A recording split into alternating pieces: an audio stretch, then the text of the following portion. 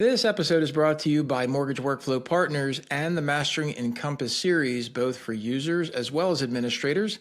You can find out all the information about it over at masterengencompass.com. Also, if you'd like to check out what we're doing on YouTube, go ahead and subscribe to the channel using the @MasteringEncompass handle. And make sure you stay up to date on all the information, not just with podcasts, but also video content that we bring to you as often as possible. Now let's get on to the episode. Hey, welcome everyone. Larry Bailey here, Mortgage Workflow Partners. It is October. Listen to me saying October. I don't know why I just said that. It is February. I guess I want it to be October all over again. It's February 18th.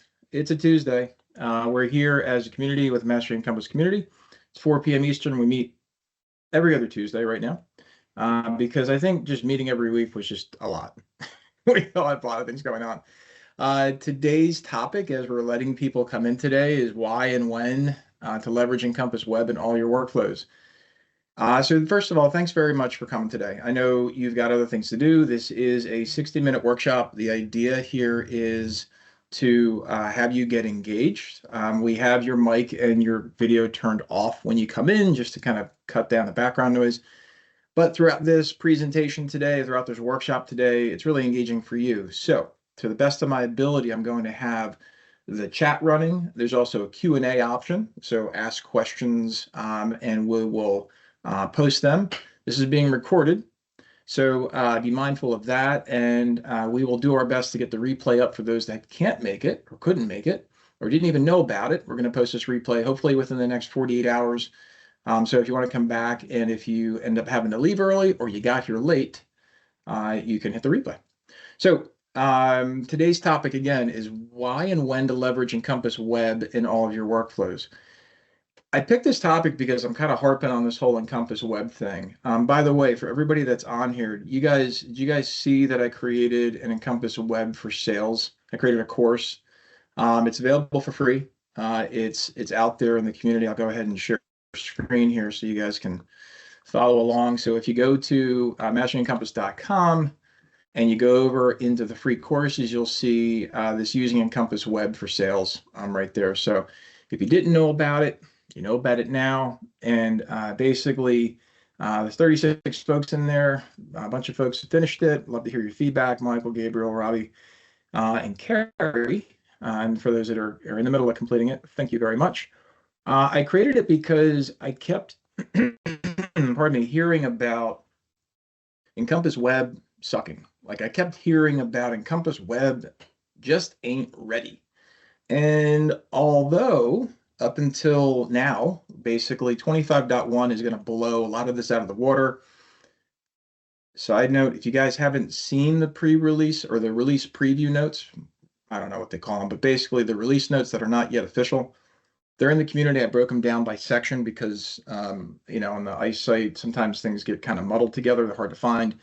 But I put that together out there, and I wanted to make sure that you guys had access to that. The web version updates, I mean, like 10,000 thumbs up to ICE. Also, keep in mind that desktop updates and the web updates commingle, which is why our topic today really is all about using web in all of your workflows, because it's not about using, it's not all about using one or the other. That's not the intention. And I've talked about this, and ICE has talked about this a lot, that the original message of Journey to the Web was really a message that could have been delivered better. And the idea here is that when we talk about Encompass, what we're talking about is Encompass Desktop and Encompass Web simultaneously. The whole point of Encompass is a unified platform for all of our loans, right? I mean, we know this. And Brian, you're welcome for dark mode. More to come on the iOS app and the Google app. If you haven't downloaded it, hop on. We are still making improvements throughout. Some other updates are coming out on that actually this month. So stay tuned for that. If you're not using the iOS app, totally cool, but it's out there for you. Same thing with Google app. But the idea here is with, let's stay on track. The idea here is with Encompass Web, you can use web settings today right now. And if you're not, by the way, you're missing out. And that's part of what today's workshop is. We're going to talk about this. We go over a lot in the Encompass Mastering Encompass Admins Coaching and Certification course. If you're not part of that, it's $2.99 a month.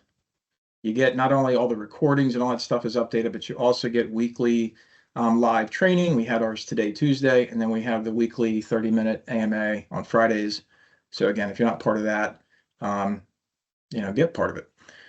So how does leveraging Encompass Web and workflows in all your workflows today actually pan out? I'm going to go through that today. I'd love to know in the chat, though. There's about 30 some odd folks here now, so that's a great start. Who is using parts of Encompass web settings in your workflows today? And specifically, what I expect people to say is they're using notifications, they're using schedulers, and maybe they're updating workflow rules. And so, updating the file with workflow rules, things like that. You could be using workflow rules to automate um, to automate services. And so I want to go through these with you, but we see a few hands up. So 3 out of 30, so about 10% ish. Thanks guys for raising your hand. And the idea here is that you don't have to be a big company to do this. Lauren, by the way, who just said, they're a smaller company. And the truth is you don't have to be a developer. Lauren, are you a developer? No, right? And so you don't have to be a developer to do this stuff. You don't have to be the smartest wingnut in the bunch. I'm certainly not. But what I am really good at is figuring out how to use the things the way that they were designed to be used. And I'm really good at figuring out workflow optimization because I'm a Virgo. And if you know anything about Virgos, we tend to be organized folks, logical folks. And that's just kind of what I am and what I do. Doesn't mean you have to be, but I can tell you this, when you look at your workflow, this is kind of like our thing. You can't, there it is, workflow before technology. So one of the things that I want you to really take away from today is how to get yourself organized, how to go through your workflow, and how to review certain spots, especially certain teams. Because I want you to take away from today, do at least some of these things, if not all of them, in your workflow, or at least plan to do them in your workflow, because it's going to put yourself ahead of yourselves, if not ahead of everybody else in your bracket, by doing this. Okay, so a couple of things when we talk about workflow and where you can fit in Encompass Web. One of the things that I would tell you to not worry about is enhanced conditions. One of the things I would also tell you to not worry about to start off are tasks, workflow tasks. The reason why I say don't start there is because they're extraordinarily invasive in terms of changing your behavior of your teams. It just are. It's a lot of effort to get to move to enhanced conditions, even though it's truly cool and it's where you need to go. You don't have to do that today, and you can't do that today. You just can't flick a switch and go there. But what you can do is you can go into your workflow rules with web today, right now, and you can create a new rule where your result is to send out a notification. Okay. And the notifications that you're sending out can go to internal team members as well as external team members if you have TPO. And so is there anybody, I'm going to ask the opposite question. Is there anybody not using notification templates yet? Because I'm always asking, like, is anybody, but who's not using notification templates yet? I'm expecting to see a few hands. So those that are not using notification templates far outweigh those who are. And I can ask everybody for a lot of reasons. If somebody feels like typing in something really quick, like main reason why you're not doing it, I'm going to guess is time or a use case. They're not in the log. Okay, good. So in your case, Jill, you're saying, listen, I'd love to use them, but they're not in the actual notification log, in the loan log, and that's really hypercritical for you and your team. Totally understand. I'm going to tell you in real life, you might be doing, and you might be wanting stuff to go into the log because that's like your QC kind of a thing. The truth of it is, I don't know of anybody in real life that goes into a log to look to see if an email went out. But I get the importance of having it in the log, but I would tell you that that's probably the lowest common denominator of why not to do something.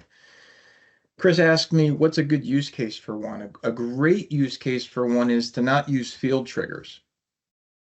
Not use field triggers. So Craig, everybody, what do you have to have running on your machine to use a field trigger to send an email? Starts with an O, ends with a K. Outlook. Even if you've got SMTP running, you still have to run Outlook. That's a problem. That's a huge problem because first of all, not everybody always has Outlook running. Second of all, you can't use new Outlook. And by the way, we're all going to have to start to use new Outlook. So, so there you go. First thing you want to do, make sure that, I'm telling you, don't you know this? There it goes. I was going to say, don't you know the mouse dies in the middle of today? So make sure you figure out your center configuration first. Like do that today. I've said this before. This is really easy to do. Get with your tech team, get with your team that manages your DNS settings, and get an email address validated. No reply at whatever your domain is.com. Get that validated because what that means is every time you send out one of these notification templates, it comes from your domain. So Sean asks, notifications even work if users are in desktop? That's correct. Absolutely. One of the things that they don't have to worry about anymore is using Outlook. And if you've got your hand up and you want to ask a question, let me know, or let me know if you just have your hand up because you didn't take it down. But yeah, notification templates are one of the easiest things you can do right now. And again, everybody who's got field triggers, it's everybody sending out emails, everybody. Take a look at some of the ones that are sending out the most and move them to notification templates. That's what you should be doing. And the reason why you should be doing it is, first of all, you want to make sure that you can guarantee delivery and guarantee sending. So going back to Jill's statement about the log, my pushback on the log thing is you can actually have logs of emails where Encompass thinks it sent the email, but if the user never had Outlook open or if the Outlook crashed, Encompass is going to record that the email went out, but guess what? The email never went out. Never went out. Now, match those up in real life, it's almost impossible to find them because it's just too difficult. But it's happened. I've had it happen to me. And it drives you nuts because somebody's like, I never got the email. And then they go in the log and they're like, well, the log says you sent it. Never went out.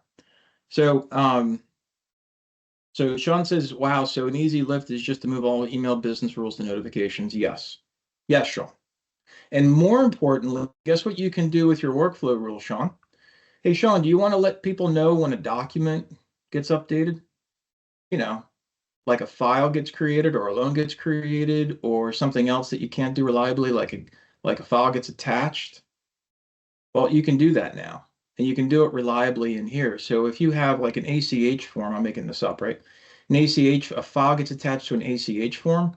The result of that can be a notification. Use your imagination for what you want this to be. Bang, that goes out reliably.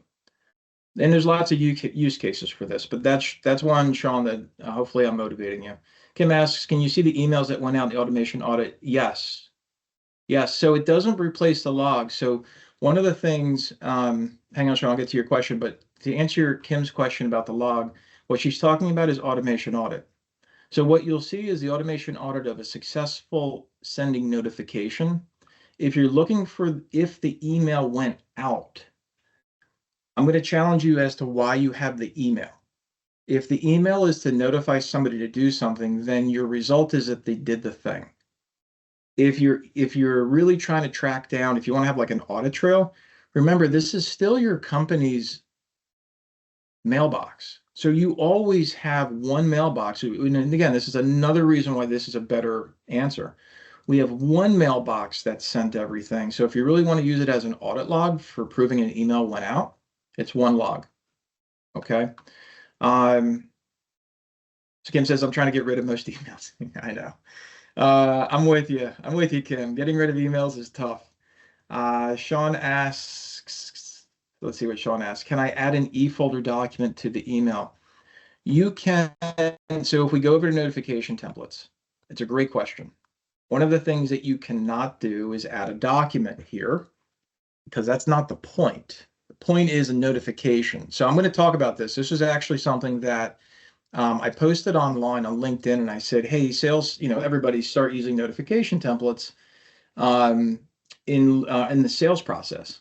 And somebody responded publicly, but Larry, how do we attach the pre-approval letter to the email? To which I responded, stop attaching things. So this is going to challenge some people.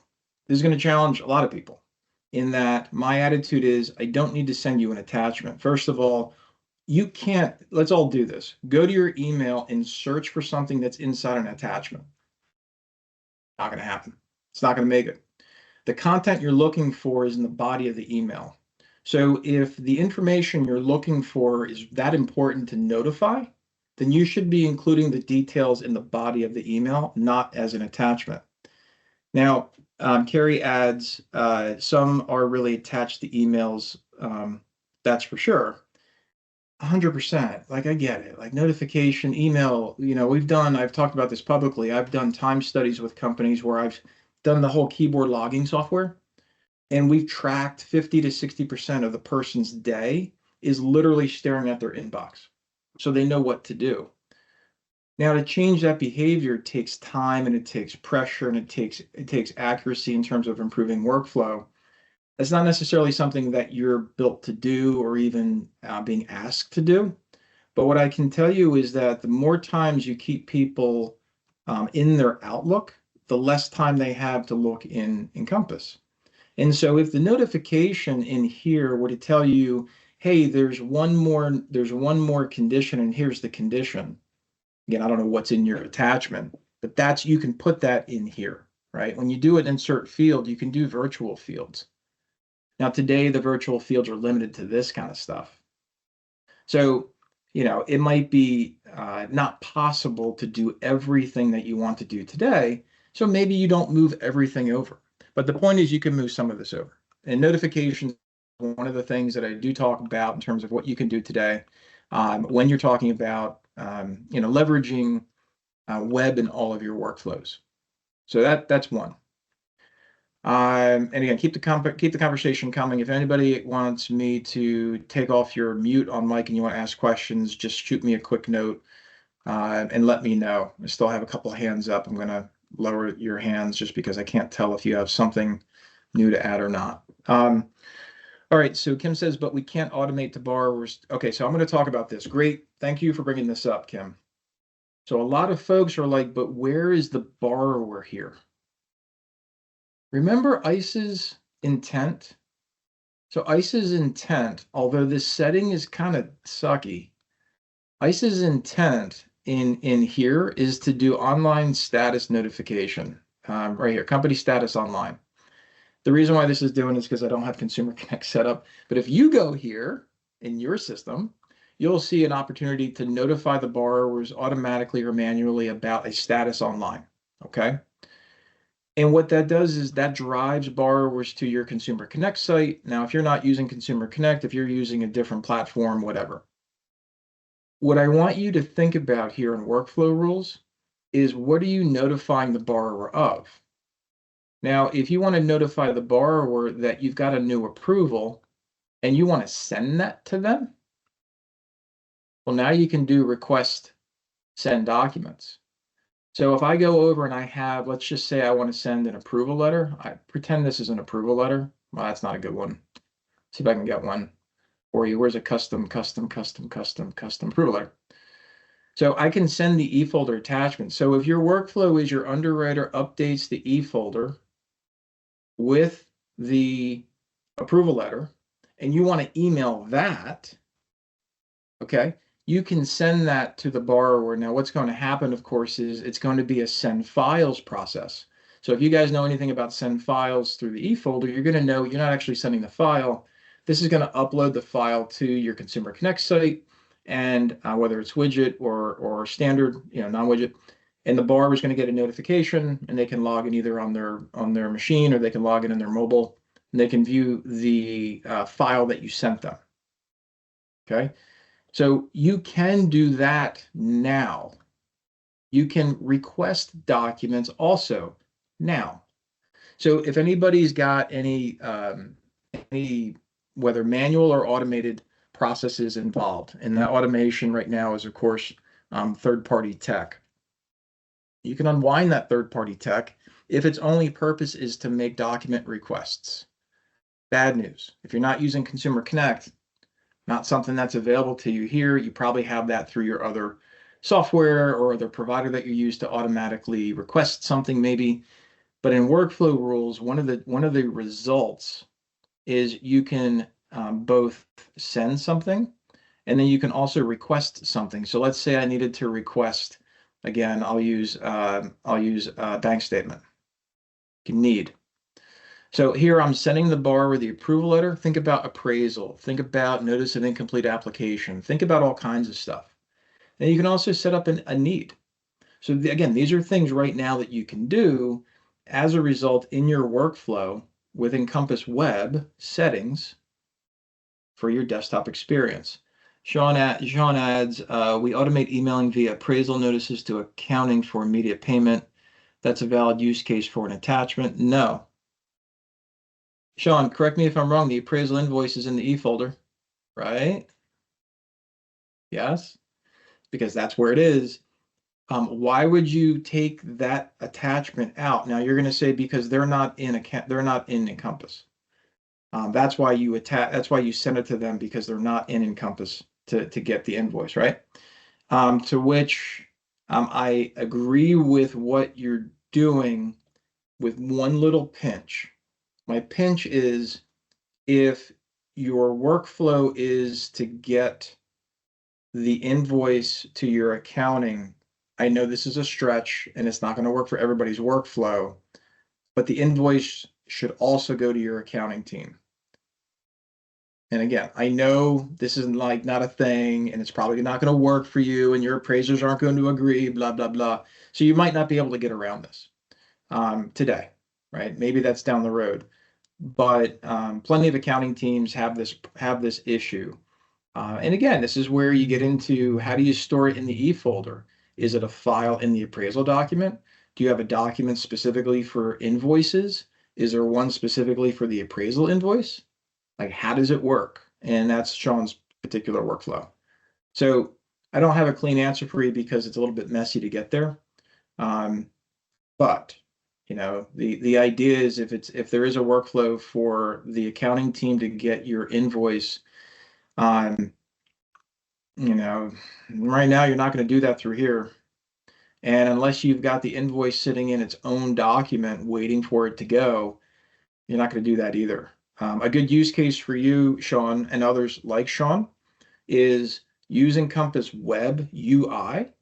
Give your accounting team the ability to do a quick dive in to go grab that attachment and go do whatever they got to do. Now you might say, but Larry, that's inefficient. Like they don't go into Encompass. To which I say maybe, right? If they know what loan they have to go into, and they've got an appraisal invoice to pay, and they can simply go into a file, and they can go grab the e-folder document that they need. Is this less efficient, more efficient? I don't know. Especially if they've got to save it to a certain place. Is it better to go through the email to then take up extra space on your server to then maybe store it? Maybe they didn't. Maybe they got it. Maybe they didn't. I don't know. But I can tell you, I'm sorry. So Sean added, we get the invoice stored elsewhere as accounting. Because of the use case, we have a unique e-folder doc just for appraisal invoices.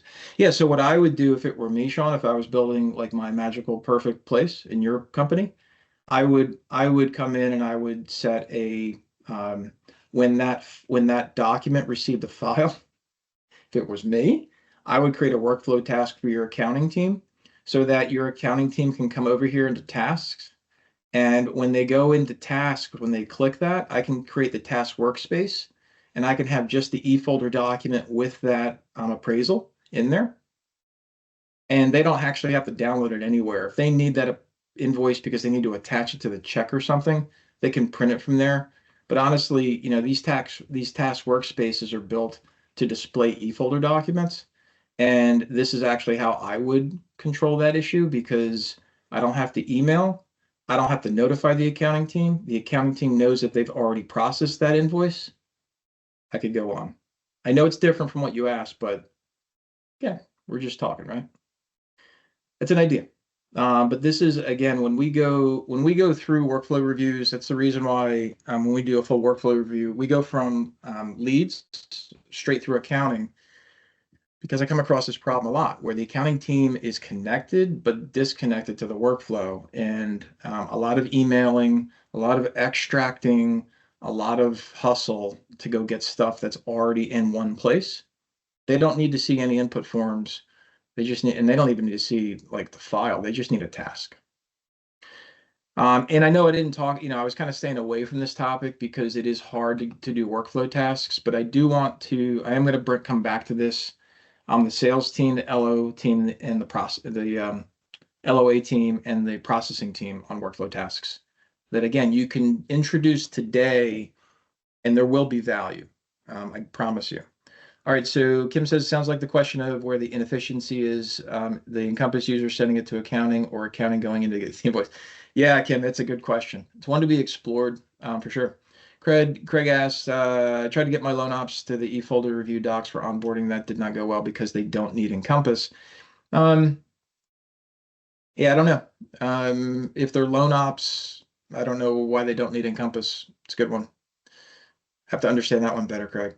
I think when I come back to the topic here of leveraging web, I'm going to go back into admin and go back into one other place that comes up a lot today, right now, which is schedulers.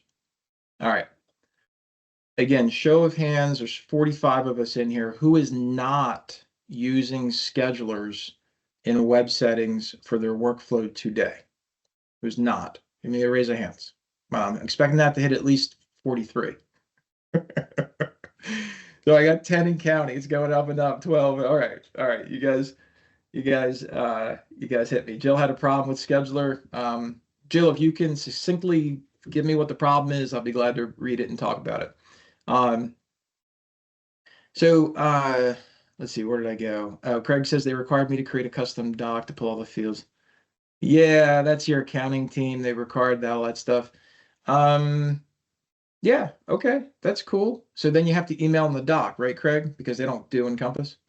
To which I would say to book the loan, I would have, again, I'd go back to if I'm thinking 5 years from now, right? I know 5 years seems like a long time, but think about it's 2025. Do you remember when 2020 was? This was before the 2020 1003 came out. It wasn't that long ago. It was a blink. 5 years from now is going to be a blink. It's going to be 2030 before you know it. Why your teams as a company are going anywhere besides Encompass for Encompass data is beyond me. It just doesn't make sense. And I know the accounting team's like, I don't need to go there. But again, it's super simple to go to any website to get data. And what companies are doing right now, few are doing it um, right now, thankfully, but creating these other website destinations or these other apparatus destinations for Encompass data. Like, dude, just take them to Encompass. Like, it doesn't make any sense to me. In any event, it's tough to keep people. Yeah, there is. So I'm going to talk about schedulers. All right. So Jill said, I want to trigger a service to turn off 9 days before. All right. So this is for the UDM, right, Jill?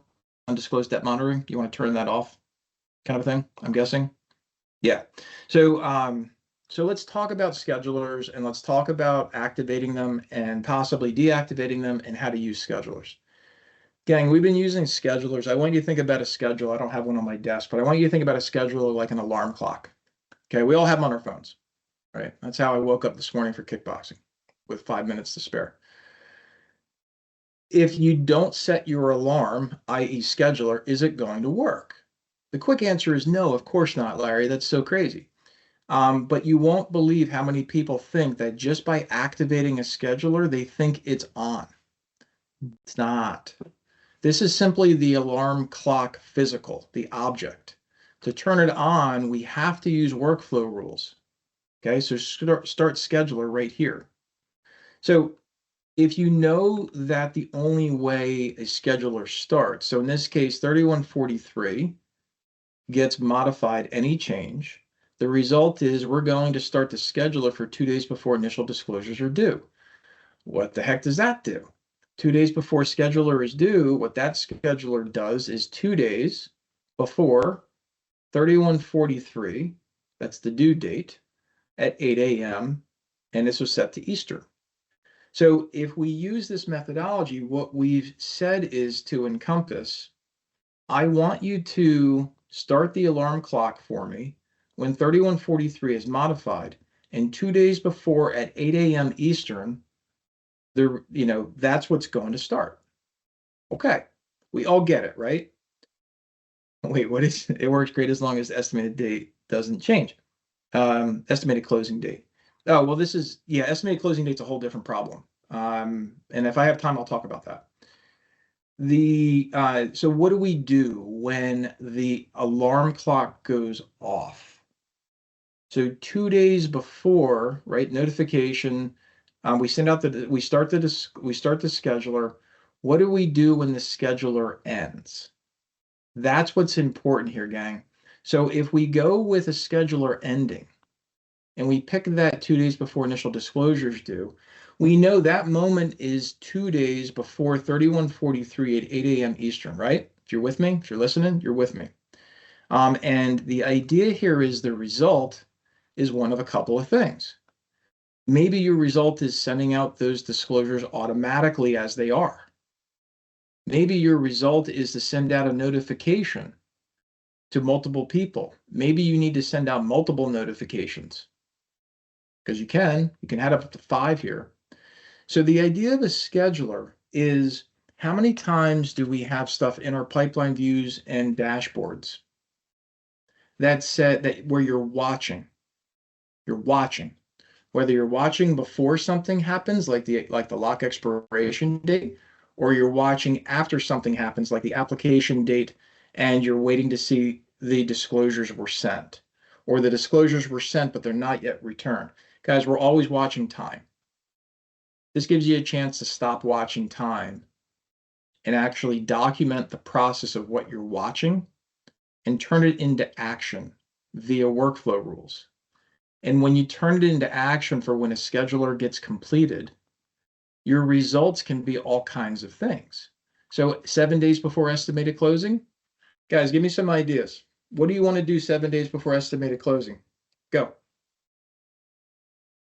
I've got at least 4 things I want to do 7 days before estimated closing. Verbal VOE, that's a good one. What's something else that has to happen 7 days before estimated closing to totally avoid any potential closings? CD, right, Kim? CD. What about homeowners insurance being received? What about whatever? What about open conditions? What if it's not CTC? What if it's a rate lock? You guys are getting the vibe, right? So this is the idea where you can, resubmit for CTC, undisclosed debt monitoring, on all this stuff.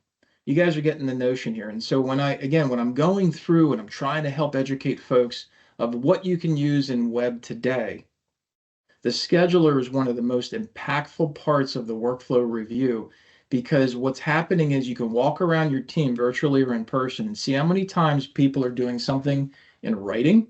I know you can't see that, but in writing, or in Outlook, or a scratch pad, or they're trying to remember, or if somebody runs a report, or you've got a custom field counting down the number of days that you have a plugin to update the custom field so it opens, saves, and closes so the custom field gets updated. Come on, guys. I know you got these. I've seen them. You can unwind all that crap. I'm from Jersey, so everything's crap to me. But you can unwind all that stuff, and you can use schedulers both before something happens or after something happens to make sure that your workflow is in alignment. You can do that right now, today, as we speak. I want you to think about your sales team.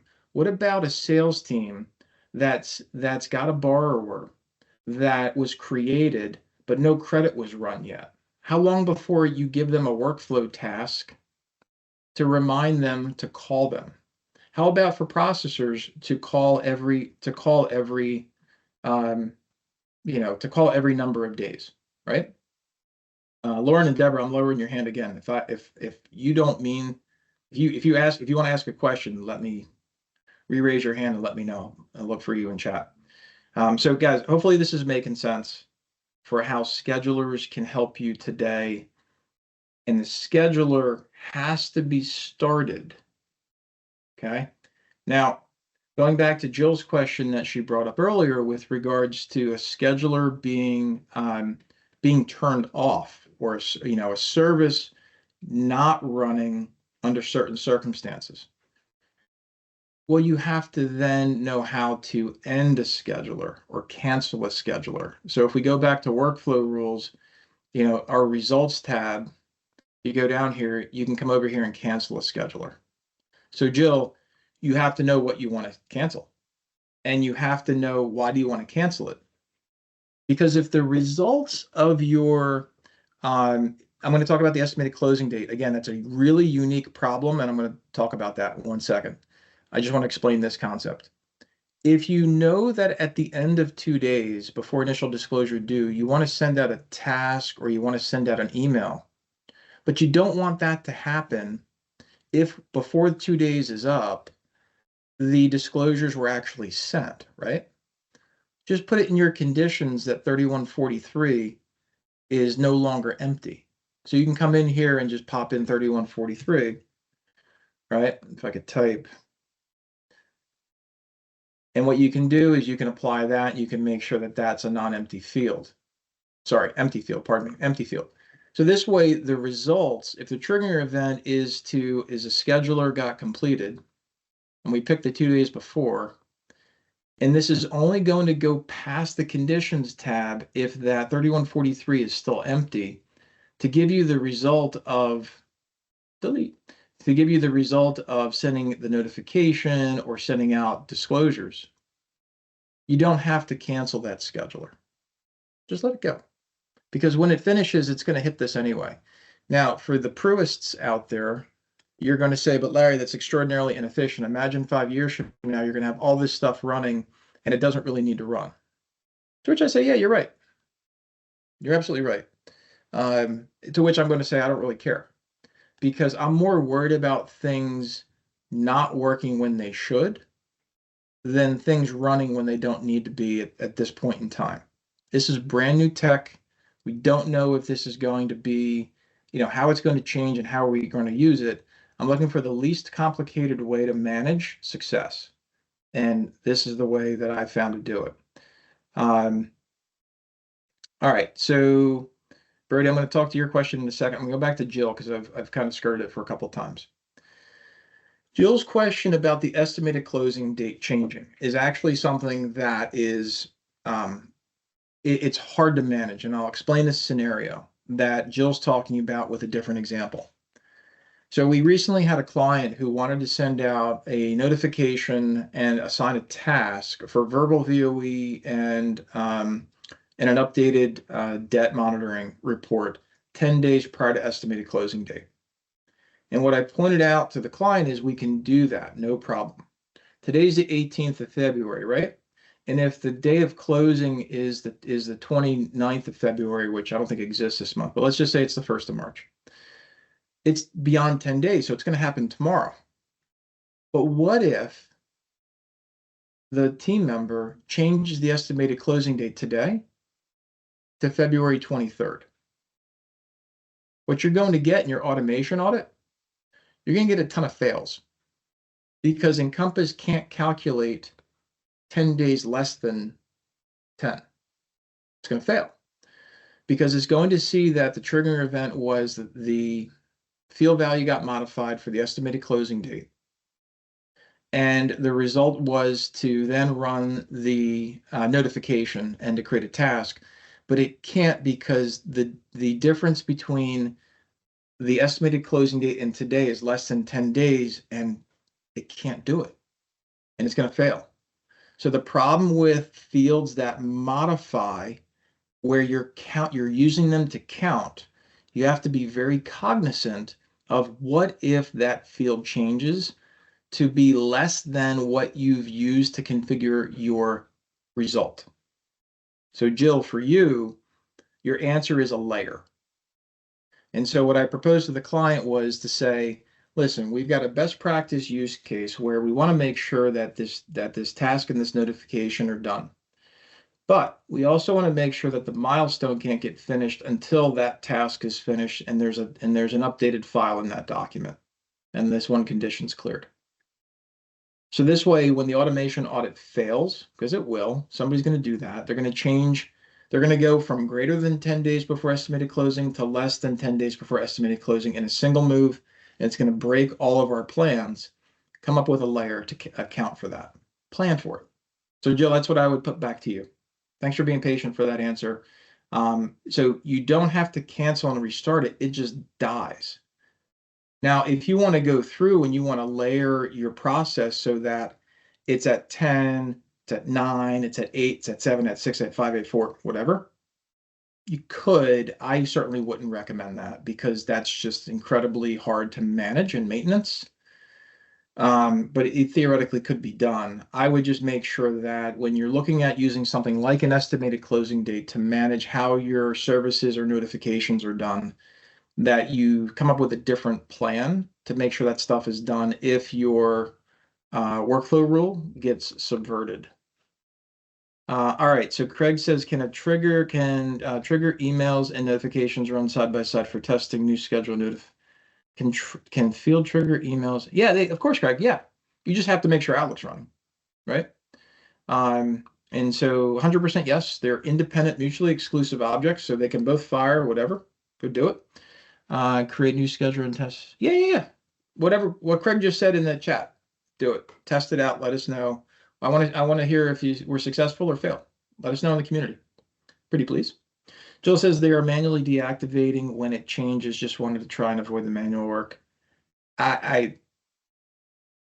I don't know. I mean, it sounds kind of goofy to me that they're manually deactivating. Like you can't manually deactivate a workflow rule that's running in the background. If it's running, it's running. So, no, you can't, Carrie. I don't. Oh, deactivating the service is what Jill's talking about. Yeah, that's heavy. Just let it run.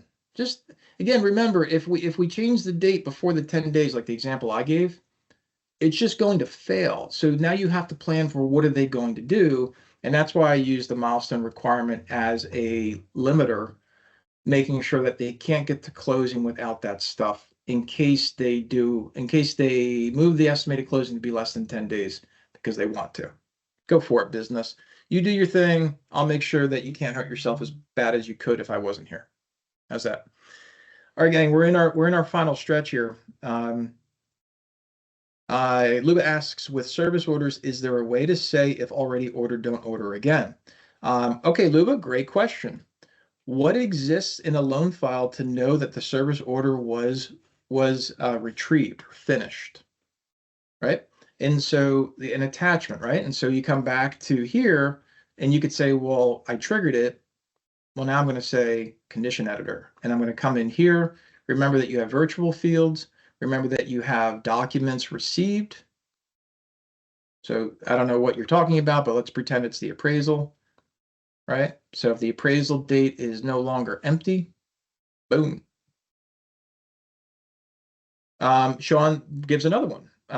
Flood determination date, absolutely. I would use probably the flood determination. If that's a unique identifier grade, I would probably pick something like the certificate number because I'm just particular that way. Kimberly says for credit, I use credit reference number. Totally agree. I'm down with that because it's unique. Whatever works. Jill says, have you ever heard if they're going to add new nested actions on a custom field only on success? Nah, I don't know about that one, but I can tell you that there are new nested actions with regards to service orders. So if you order a service, you can do these nested actions. If you guys don't know what nested actions are, I'd ask you to go check out the stuff we've posted quickly. A nested action can be what you do on success. You have one of three options: create a task, start a schedule, or send notification. On a failure, guess what you have? Three actions: create a task, start a schedule, send notification. You can only do one, right? So if I go through, what was that? A failure? A failure. Watch what happens here. I'll do this and then I'll do this. Watch what happens. I can't do failure anymore. So Encompass is smart enough to not let you have more than three options so you can't repeat yourself. at least in the same rule. Could you create more than one rule? I have. It's just not probably what you're supposed to do. But hey, if the business needs it, we do it, right? So yeah, as far as like the resulting action, updating a custom field, there's no nested action for that. I don't know about that. To answer your question, Joe, I haven't heard either way.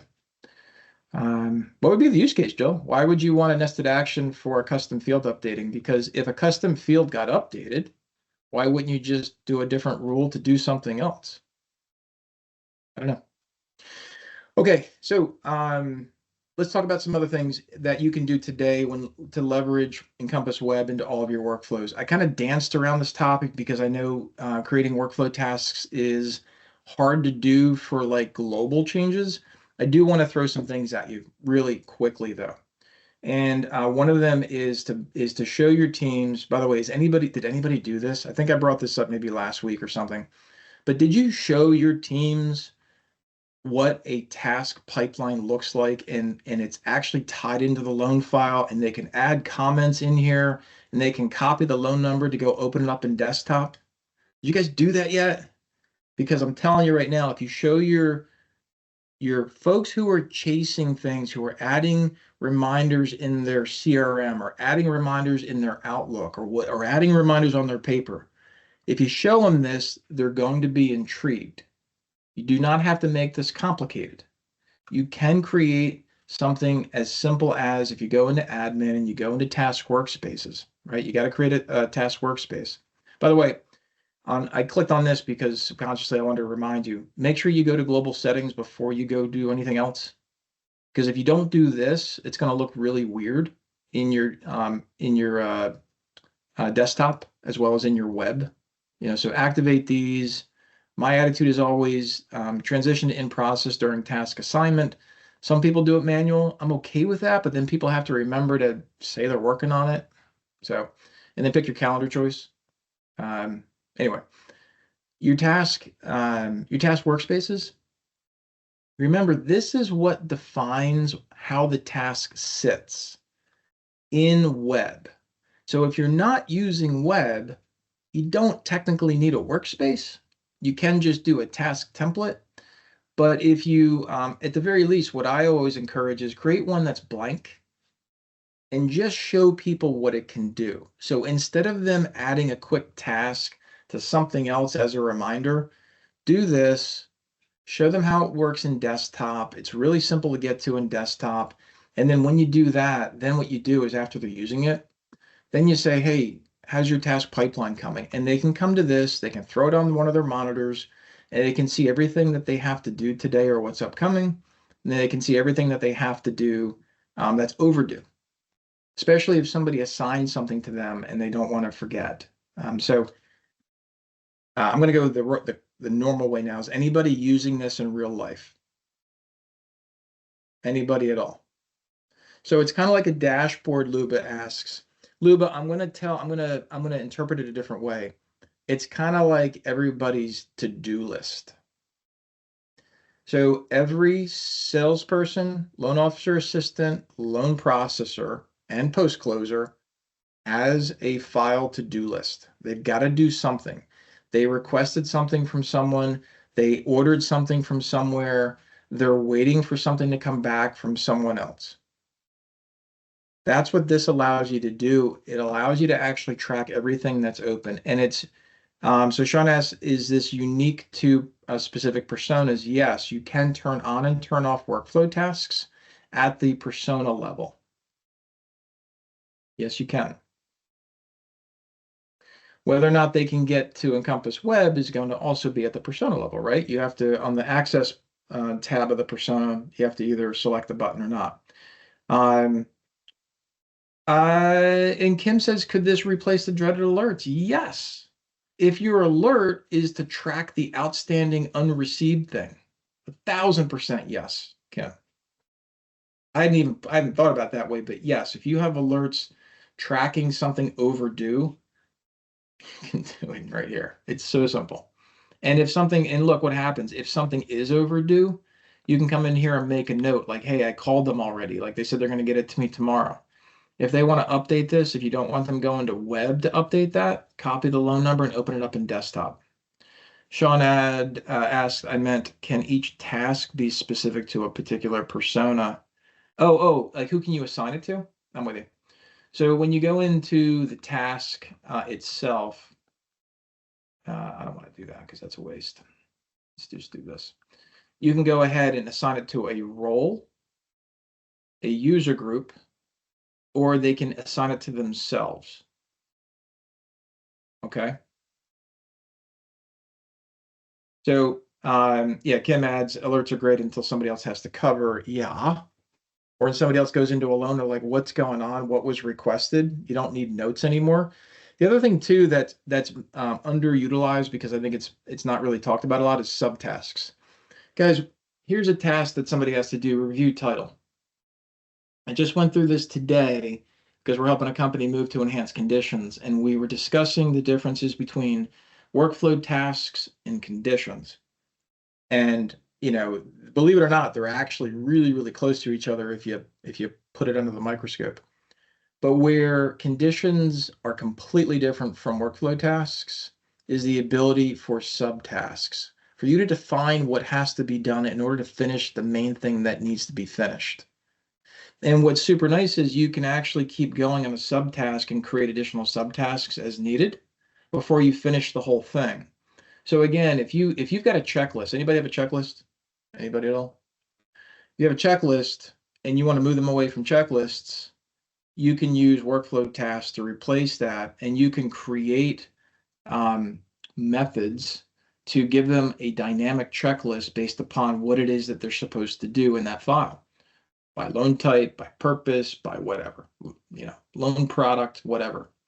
And so I want to save this for the end in terms of things that you can do in real life that some companies are starting to use, because when they come here and they show their teams what they're able to do in their task pipeline, users' eyes light up. They're like, finally, I don't have to go make anything extra. Finally, I can go on vacation and not have to give somebody my Outlook or forward all the emails over that are supposed to come in, or in Kim's case, alerts. Because we know one thing in Encompass, alerts don't show up when you select more than one folder, right? So then you lose that whole visibility, and which is a whole nother problem. So that's a lot. You guys have listened to me talk now for about 50 minutes about web. I hope this has been helpful for you.